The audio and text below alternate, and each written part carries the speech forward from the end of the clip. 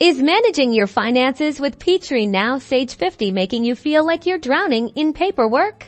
Well, stick around because in the next 90 seconds, we're cracking the code to using Peachtree Accounting like a pro. First step, setting up your accounts. From the main menu, navigate to Chart of Accounts. This is where you'll define all your asset, liability, equity, revenue, and expense accounts. Think of it as the skeleton of your financial system. Click New and carefully input your account ID, a unique identifier, and a clear, descriptive name. Crucially, select the correct account type, like cash, accounts receivable, or sales revenue. Mistyping here will throw off your reports. Now, let's talk entering transactions, whether it's a sales invoice, a bill payment, or a bank deposit.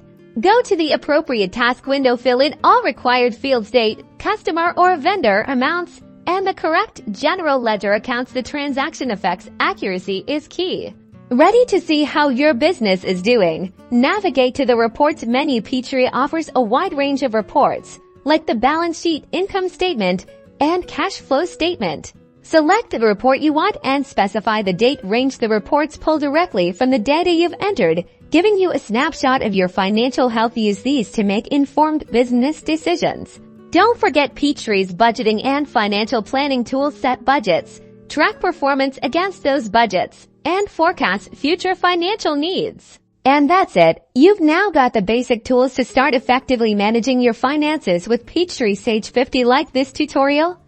Subscribe for more helpful accounting tips.